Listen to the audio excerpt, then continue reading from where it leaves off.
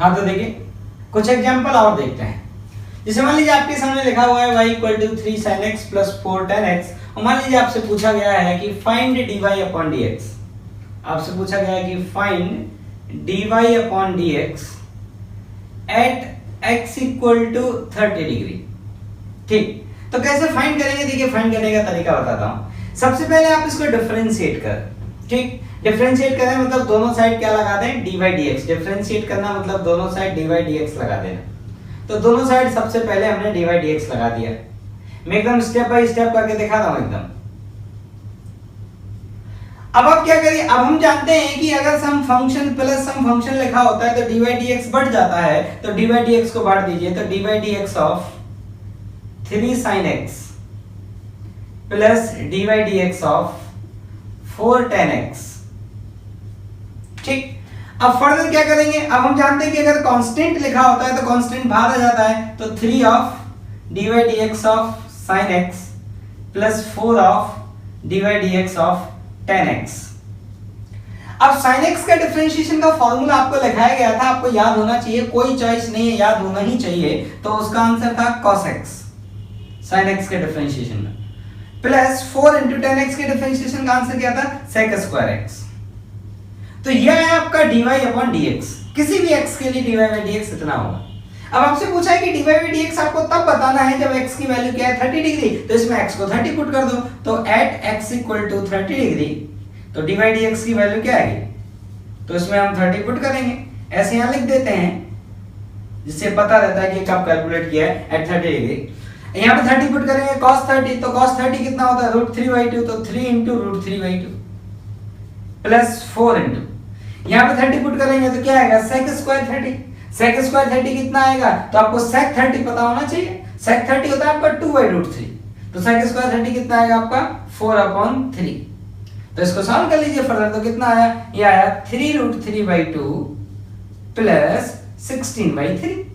ये आंसर हो गया। नेक्स्ट क्वेश्चन, मान लीजिए आपके सामने y ऐसे लिखा हुआ है और आपसे पूछा गया है कि find dy upon dx। dy upon dx कितना आएगा बताना। सॉल्यूशन करने का क्या तरीका है कि आप दोनों तरफ क्या करें, दोनों तरफ dy dx लगा दें। इस इक्वेशन में दोनों तरफ dy dx लगा दें। क्यों लगा दें? अरे dy by dx तभी तो बनेगा। लेफ्ट में अगर आप dy dx लगा देंगे तो ये dy अपॉन dx बन जाएगा ना, वही हमें पता करना है। इसलिए दोनों तरफ क्या करें, dy dx लगा दें, dy dx। तो dy dx करेंगे तो लेफ्ट में बनेगा dy अपॉन dx, और राइट में dy dx लगेगा, और इस पूरे का सामने से लिख दो। ठीक, अब इसको डिफरेंशिएट कर दो। तो अच्छा, अब देखो dy dx लगा है, अंदर क्या लगा है, सम फंक्शन प्लस सम फंक्शन, तो dy dx को बांट दो, प्लस, ठीक। अब आप जानते हैं कि सम कांस्टेंट इनटू फंक्शन लिखा होता है तो कांस्टेंट बाहर आ जाता है, तो ये क्या होगा, 3 बाहर आ जाएगा, dy dx ऑफ e की पावर x, प्लस 4 बाहर आ जाएगा, dy dx of log on the base ex। अब e की पावर x का फॉर्मूला आपको याद होना चाहिए, कोई चॉइस नहीं है, तो क्या होता है वो e की पावर x प्लस 4, इसका आंसर क्या आता है 1/x। तो थोड़ा अच्छे से लिख दें, 3e की पावर x प्लस 4/x। ये कौन है आपका आंसर, ये कौन है आपका dy अपॉन dx। अगर वो ये कहते हैं कि x इक्वल टू 2 पर dy by dx बताइए, तो इसमें x को 2 पुट कर देते, बोलते 3 पे बताइए 3 पुट कर देते x। अब आगे चलते हैं प्रोडक्ट रूल। और देखिए बहुत इंपॉर्टेंट रूल है, मतलब आपके जितने भी क्वेश्चन से आपका आगे काम पड़ेगा या फिर डिफरेंशिएशन से जब जब हमारा काम पड़ेगा, तो अधिकांश मोस्ट ऑफ द टाइम किससे काम पड़ेगा, प्रोडक्ट रूल्स। मतलब काफी इंपॉर्टेंट चीज है। ये क्या कहता है, ये कहता है कि अगर दो फंक्शन का मल्टीप्लिकेशन लिखा हुआ है और उसके सामने लगा है dy dx। देखो अभी तक हम प्लस माइनस वाला देख चुके हैं कि दो फंक्शन के बीच में प्लस लिखा हो और दो फंक्शन के बीच में माइनस लिखा हो, तो उसमें क्या करते थे, dy dx दोनों को बांट देते थे। कब करते थे ये, जब बीच में क्या लिखा हो, प्लस या माइनस। लेकिन यहाँ पे प्लस माइनस नहीं है, यहाँ पे कौन है, मल्टीप्लिकेशन। तो जब दो फंक्शन के बीच में मल्टीप्लिकेशन लिखा हो तब क्या करते हैं, तो उसका अपना रूल है जिसको बोलते हैं प्रोडक्ट रूल। तो प्रोडक्ट रूल क्या कहता है कि एक फंक्शन को छोड़ दीजिए, ये छोड़ दिया, और दूसरे फंक्शन को डिफरेंशिएट कर दीजिए, डिफरेंशिएट कर लिया, प्लस फिर पहले जिसको डिफरेंशिएट किया था उसको अभी के लिए छोड़ दीजिए, और जिसको पहले छोड़ दिया था अब उसको डिफरेंशिएट कर दीजिए, और बीच में लगेगा प्लस। मतलब दो फंक्शन का, तो इसको याद ऐसे रखते हैं, इसको छोड़ दीजिए, इसका डिफरेंशिएशन कर दीजिए, प्लस इसको छोड़ दीजिए, इसका डिफरेंशिएशन कर दीजिए। अब मैं एग्जांपल के थ्रू समझाता हूं। जैसे ये लिखा है y = x² * sin x, तो आप x² को अच्छे से जानते हैं और sin x को भी आप अच्छे से जानते हैं, तो आपके मन में ऐसा फीलिंग आएगा कि ये दो फंक्शन का मल्टीप्लिकेशन लिखा हुआ है। एक फंक्शन है कौन, x² और दूसरा फंक्शन कौन है, sin x। तो अच्छी बात है, तो आप इसका हमें पता करना है कि dy/dx कितना आएगा। तो dy/dx, तो दोनों तरफ dy/dx लगा दीजिए। क्या आया ये आया x² sin x। अब प्रोडक्ट रूल क्या कहता है, प्रोडक्ट रूल कहता है कि एक को छोड़ दीजिए, एक को कर दीजिए। तो लेट्स से पहले x² को छोड़ दिया, तो dy/dx of sin x, फिर क्या करिए, sin x को छोड़ दिया, dy/dx of x²। ठीक, अब जो ये sin x है इसका डिफरेंशिएशन क्या होता है, तो ये फार्मूला आपको याद होना चाहिए, कितना होता है, cos x plus sin x, तो ये एज इट इज है। और x² का डिफरेंशिएशन क्या आएगा, तो ये x⁻n वाला हो गया, तो इसका तरीका क्या होता था, 2x⁻2 - 1। तो आपका आंसर क्या आया, x² cos x, और 2 को आगे लिख लो तो 2x sin x। ये आया आपका आंसर। किसका आंसर, dy/dx। ठीक, एक एग्जांपल और करके दिखाता हूं। तो एग्जांपल है y = x log e power x, और मुझे dy/dx निकालना है, तो y = x log of on the base e into x। ठीक, तो दोनों तरफ dy/dx लगा दीजिए, क्योंकि मुझे dy/dx बताना है। तो dy/dx x log on the base e x। अब dy/dx दोनों को प्रोडक्ट रूल आप लगाइए। तो प्रोडक्ट रूल में क्या करते हैं, एक को छोड़ देते हैं और दूसरे को डिफरेंशिएट कर देते हैं, प्लस फिर दूसरे को छोड़ देते हैं, एक को डिफरेंशिएट कर देते हैं। ठीक, क्या आएगा फर्दर, अब देखिए dy/dx of log e की पावर x, ये कितना आएगा, 1/x। इसका फॉर्मूला आपको लिखाया था, याद होना चाहिए, प्लस log e की पावर x को एज इट इज छोड़ो, और x का डिफरेंशिएशन क्या होता है, मैंने आपको बोला x का डिफरेंशिएशन कितना आएगा, 1। तो आपको याद होना चाहिए 1। तो आपका आंसर क्या आया, आपका आंसर आया 1 plus log of on the base e x। ठीक, अब जैसे ये का आपके सामने एग्जांपल है, मान लो आपसे पूछा है कि dy/dx क्या आएगा, तो आप बोलेगा कि सर ऐसा करो, इनको मल्टीप्लाई करके एक बना लो, जैसे x4 का कर दो, फिर 2 का कर दो, तो एक फंक्शन बन जाएगा पूरा प्लस माइनस वाला। तो वैसे भी कर सकते हैं, लेकिन आप मल्टीप्लिकेशन रूल भी यूज कर सकते हैं। आप ऐसे कह सकते हैं this is a function of x, बिल्कुल फंक्शन है। कैसे, क्या x बदलने से ये चीज नहीं बदलेगी, बदलेगी तो ये x का फंक्शन है। क्या x बदलने से ये चीज नहीं बदलेगी, बदलेगी तो ये x का फंक्शन है। तो दोनों तरफ आप dy/dx लगा दीजिए, dy/dx of x² + 3 into x⁴ + 2। ऐसे ब्रैकेट बना दीजिए, तो ब्रैकेट से पता रहेगा कि इसके सामने हमने dy/dx लगाया है, तो ब्रैकेट लगा लेना चाहिए। ठीक, तो मैंने इस पूरे के सामने dy/dx लगाया ना, क्योंकि ये दोनों बराबर हैं, दोनों के सामने dy/dx लगा दिया, तो इस पूरे के सामने dy/dx लगाया है। और ये है तो फंक्शन का मल्टीप्लिकेशन। तो क्या करेंगे, अब वही वाली कहानी कि पहले एक को छोड़ दिया जाएगा और दूसरे को डिफरेंशिएट कर दिया जाएगा, फिर क्या करेंगे, दूसरे को छोड़ दिया जाएगा और फिर एक को डिफरेंशिएट कर दिया जाएगा। अब इसको सॉल्व किया जाए तो देखिए क्या आएगा। तो ये तो एज इट इज सामने पड़ा हुआ है, उसको एज इट इज छोड़ दीजिए, इसका डिफरेंशिएशन कर दिए। तो हम जानते हैं कि dy/dx को हम अंदर दे देते हैं, तो dy/dx को अंदर दे दीजिए। तो dy/dx of x⁴ plus dy/dx of 2 plus ये एज इट इज सामने रखा हुआ है, उसको सामने एज इट इज रखिए। और हम जानते हैं dy/dx को हम अंदर दे देते हैं, तो dy/dx of x² plus dy/dx of 3। मतलब प्लस वाले केस में, माइनस वाले केस में dy/dx सभी टर्म को बांट देते हैं। मतलब कुछ फंक्शन के आगे अगर dy/dx लगा है और वो प्लस माइनस लिखे हुए हैं, तो dy/dx सबको बांट दीजिए। तो वही किया। अब इसको सॉल्व करिए, तो ये कितना आया, ये आया x² 3 प्लस ये कितना आएगा, देखिए 4 आगे कूद जाएगा, x⁴ - 1 क्या हो जाएगा 3, और इसका क्या हो जाएगा 0 प्लस इसका क्या आएगा, ये है x⁴ + 2 इनटू इसका क्या आएगा 2x, 2 - 1 कितना आएगा 1 + 0। ठीक, तो ये कितना आया सॉल्व करने पे, तो dy/dx का जो वैल्यू आया वो आया 4x³ x² + 3 प्लस ये कौन है 2x x⁴ + 2। ठीक, तो ये आंसर क्या होगा? अगर आपका इतने से भी मन नहीं भरता है तो आप इसको फर्दर मल्टीप्लाई करके लिख सकते हैं। कैसे? 4x को अंदर मल्टीप्लाई करो तो क्या आएगा? 4x की power 5 plus 12x cube plus ये कितना हो जाएगा? 2x की पावर 5 प्लस 4x। तो कितना है ये? 6x की power 5 plus 12x cube plus 4x। ये किसके बराबर है आपका? dy/dx। ठीक। अब देखिए कुछ एग्जांपल और देखते हैं इसी पे, प्रोडक्ट रूल पे। एक एग्जांपल और मैं आपको बताता हूं। ठीक, तो सुनिए।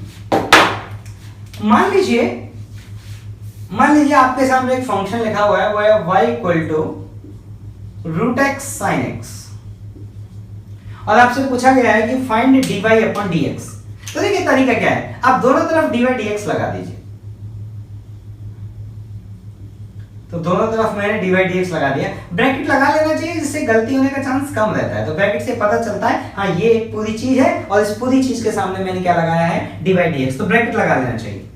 तो dy/dx से तो लेफ्ट वाली कहानी है, राइट में क्या आएगा? तो एक बार के लिए √x को छोड़ दो, dy/dx of sin x plus फिर sin x को छोड़ दो, dy/dx ऑफ √x। ठीक। अब इसको सॉल्व करते हैं फर्दर। तो √x sin x का डिफरेंशिएशन क्या आता है? cos x plus sin x, और √x का डिफरेंशिएशन क्या आता है? तो पावर आगे आ जाएगी x की पावर 1/2 माइनस 1। तो इसको सॉल्व करिए फर्दर तो क्या है? ये है √x cos x plus sin x into ये क्या आया? 1/2 x की पावर माइनस 1/2। इसको फर्दर सॉल्व करिए तो क्या है? ये है √x cos x प्लस 1/2। इसको नीचे ले जाके लिख दो तो x की पावर 1/2, और ये कौन लिखा हुआ है? sin x। अब देखिए x को 1/2 को हम क्या लिख सकते हैं? √x। तो लिख दीजिए। तो क्या आया? ये है √x cos x plus 1/2 √x, और ऊपर sin x लिखा है तो यही sin x लिख दो। तो ये कौन है आपका आंसर? तो इस तरह से आप प्रोसीड करते हैं। ठीक।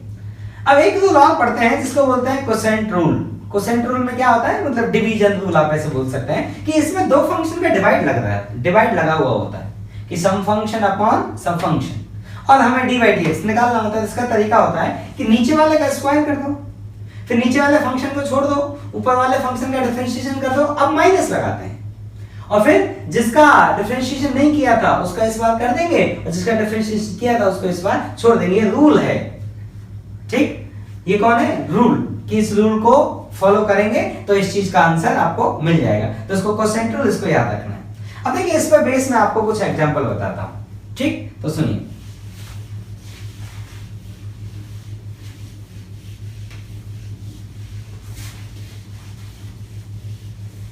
ऐसे देखिए, मान लो आपके सामने लिखा होता कि y equal to let's say sin x upon x square, और मैं आपसे पूछता कि dy/dx कितना आएगा बताइए।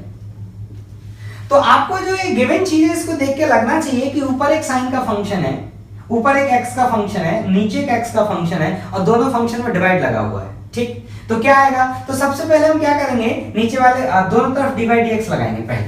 तो दोनों तरफ dy/dx लगा दीजिए। तो ये इस तरह से आ गया। ठीक। अब क्या करेंगे? तो इसको सॉल्व करने का तरीका क्या है? तो वो आपको मैंने बताया है कोसेंट रूल में। क्या तरीका है कि पहले तो नीचे वाले का स्क्वायर कर दो। ठीक है भाई, कर दिया। फिर ऊपर इसको छोड़ दीजिए, छोड़ दिया, dy/dx ऑफ, अब यहाँ पे कौन सा फंक्शन लिखना है? ऊपर वाला। तो ऊपर वाला कौन है? sin x। फिर माइनस लगाना है, फिर sin x को छोड़ देना है, और जिसको छोड़ा था उसका डिफरेंशिएशन कर देना है। अब इसको जब सॉल्व करेंगे तो कितना आएगा? ये आएगा dy/dx equal to x square, sin x का differentiation cos x minus sin x, x square का डिफरेंशिएशन 2x, और नीचे क्या हो जाएगा?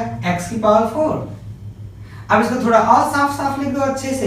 तो dy/dx equal to x square sin x। अब देखिए इस x स्क्वायर का डिफरेंशिएशन क्या आया था? 2x। तो इस 2x को हम किधर लिख लेंगे? तो जनरली sin x से ना आगे लिखा जाता है। क्यों आगे लिखा जाता है? नहीं, आदमी कंफ्यूज हो सकता है इसमें, तो उस कंफ्यूजन से बचने के लिए 2x को हम किधर लिखते हैं? आगे। कैसे कंफ्यूज हो सकता है कि क्या पता ये दोनों मल्टीप्लाई में तो नहीं है ना, तो आदमी कंफ्यूजन से बचने के लिए हम उसको आगे लिखने का ट्रेंड है। ठीक। आप x लेके आप ऊपर नीचे से x कॉमन लेके काट दीजिए, तो ये क्या बचा, ये बचा x sin x minus sin x sorry minus 2 sin x upon x cube. ये इसका आंसर आया। ठीक, अब एक क्वेश्चन मैं आपको और समझा देता हूं, ठीक है। तो देखिए क्वेश्चन ये है, मान लो आपके सामने ऐसे लिखा है y equal to x square plus 1 upon x plus 2, और आपसे पूछा है dy अपॉन dx कि dy अपॉन dx क्या होगा। तो मैं लिख देता हूं कि dy अपॉन dx क्या होगा, ये आपसे पूछा गया है। सॉल्व करने का तरीका क्या है कि दोनों तरफ dy dx लगा दीजिए। तो dy upon dx equal to dy dx of x square plus 1 upon x plus 2। ठीक, अब सॉल्व कैसे करते हैं, तो आपको ये समझ में आ रहा है कि नीचे एक x का फंक्शन है, ऊपर एक x का फंक्शन है और दोनों डिवाइड लगा हुआ है, तो कोसेंट रूल अप्लाई करिए। क्या बोलता है कोसेंट रूल कि सबसे पहले नीचे वाले का स्क्वायर लिख लीजिए, लिख दिया नीचे। अब ऊपर जाके पहले इसको छोड़ दीजिए, चलिए छोड़ दिया, और ऊपर वाले को डिफरेंशिएट कर दीजिए, चलिए कर दिया। ब्रैकेट इसलिए लगा लेना चाहिए कि हमें ये समझ में आए कि हमने किसका डिफरेंशिएशन किया है। तो ऊपर चीज कौन थी, एक्स स्क्वायर प्लस 1, तो एक्स स्क्वायर प्लस 1 ऊपर वाला चीज है, तो पूरे का डिफरेंशिएशन होगा किसका, एक्स स्क्वायर प्लस 1, क्योंकि ऊपर कौन फंक्शन है, एक्स स्क्वायर प्लस 1। फिर यहाँ क्या लगाते हैं, माइनस एक्स स्क्वायर प्लस 1 को यहाँ छोड़ दीजिए, ऊपर वाला फंक्शन जो था, और जो नीचे वाला फंक्शन था उसका डिफरेंशिएशन, तो नीचे वाला फंक्शन कौन था, x प्लस 2। तो ब्रैकेट लगा लेना चाहिए कि ये पूरी चीज एक साथ है। ठीक, अब इसको सॉल्व कर दीजिए। अब इसको सॉल्व करेंगे तो क्या आएगा, देखिए मैं आपको बता देता हूं क्या आएगा, इक्वल टू नीचे वाली चीज को एज इट इज लिख दीजिए, ऊपर देखिए पहले आप x प्लस 2 को छोड़ दीजिए, dy dx आपका अंदर जाएगा, तो dy dx अंदर दे दीजिए। देखिए अब तक तो आपको ये याद हो गया होगा कि कैसे ये होगा, minus of x square plus 1, dy dx को फिर से अंदर दे दीजिए,